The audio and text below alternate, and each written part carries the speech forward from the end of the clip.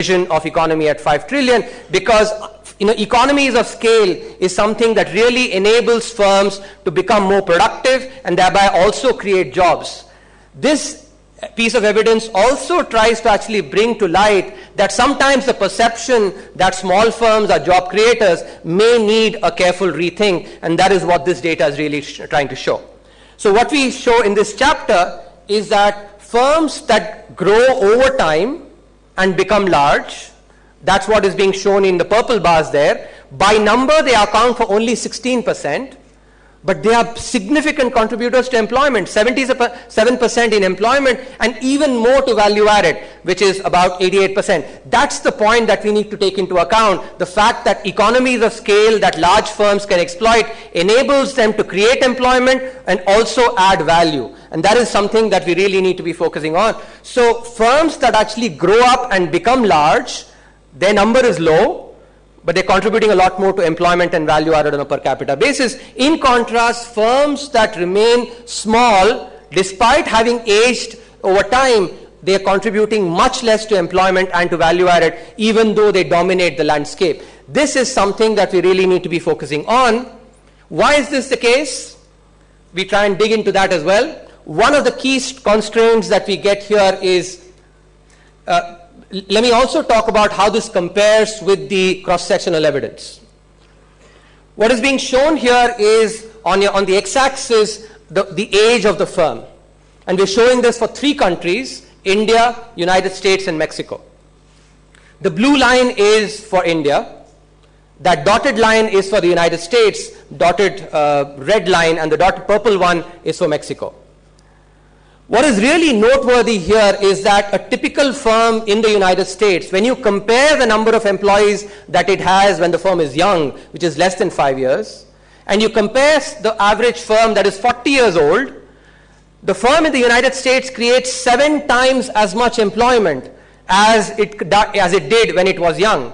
In India, on the other hand, these firms are only creating 40% more jobs. So a firm that is 40 years old is creating only 40% more jobs than it created when it was young. This is the crux of the problem that we are trying to identify. The fact that these firms are growing, they are basically aging, but they're not creating enough employment. Even Mexico, firms there create double the number of jobs, while in our country, it's only 40% as firms age. Why is this the case? Labor reforms are one of those.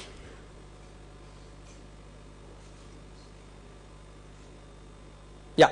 So labor reforms provide one of the key constraints. And in order to try and provide that evidence, what we've done is we've looked at the labor reform that Rajasthan undertook in 2014 and comparing that with some of the other states. So on your left, what you see is the number of factories with more than 100 employees. So these are the large firms as I just showed in Rajasthan, and compare that with the rest of India.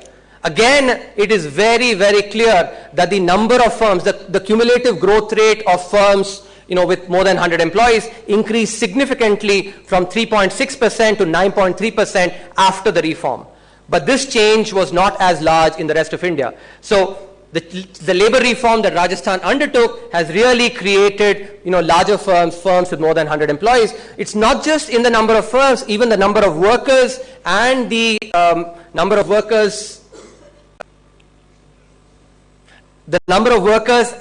total output per factory has also increased. So labor reforms have really enabled in creating more labor and capital in the state. So this is one key aspect that we must be focusing on. The chapter goes on to think about some of the policy nudges that we should be focusing on. First, we have to really double down on incentivizing infant firms rather than small firms. The idea is very simple.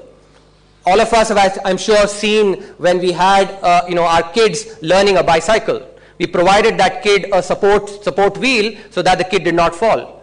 But suppose we told the child that you can always drive the cycle with those support wheels, the child would never learn to drive a bicycle on her own.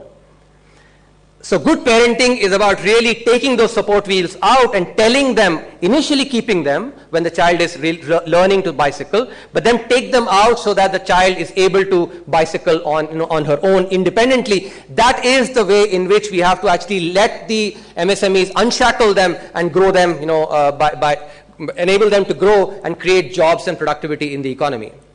So this can be done by having a sunset clause for all the size-based incentives that we have with the necessary grandfathering, so that the firms get the time and the opportunity to sort of shape up to be able to, to be adapt into this change.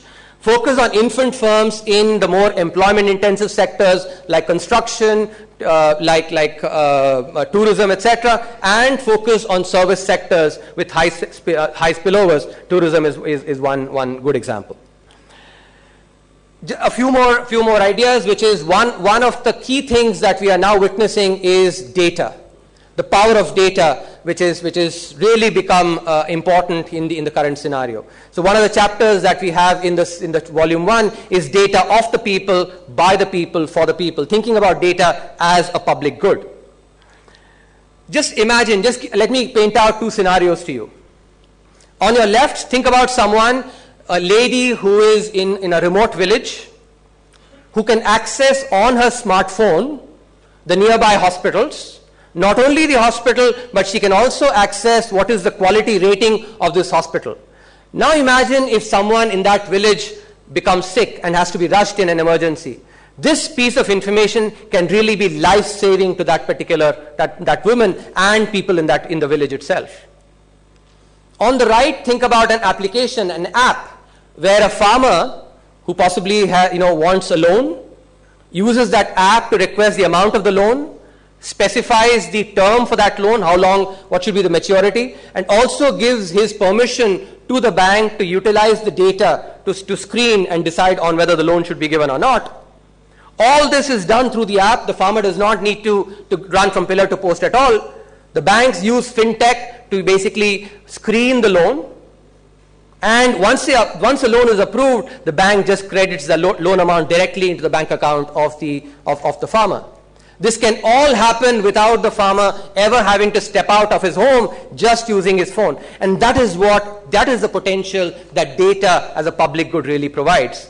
This is because the marginal cost of data has really gone down, while the marginal benefits have gone up significantly. And that's why data can be visualized as a public good. Governments today need to be investing, therefore, in creating data as a public good in exactly the same way as governments create roads, ports, etc. as public goods. Same way governments need to be investing in data as a public good to enhance the welfare of people.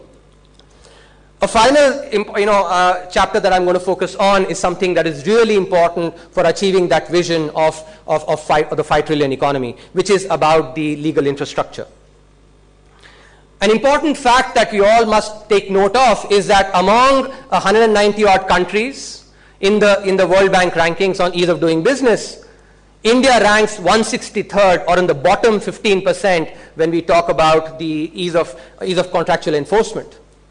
And this is because we have a backlog of 3.5 crore cases in our courts, 90% of which is in the lower courts, the district and subordinate courts. So this chapter looks at this particular problem, and the key point this chapter makes is that this problem is not as insurmountable. I repeat, not as insurmountable as it seems. And we've just done some simple analysis to show that 100% clearance rate in the district and subordinate courts can be achieved by recruiting about 2,200 odd judges, which is well within sanctioned capacity.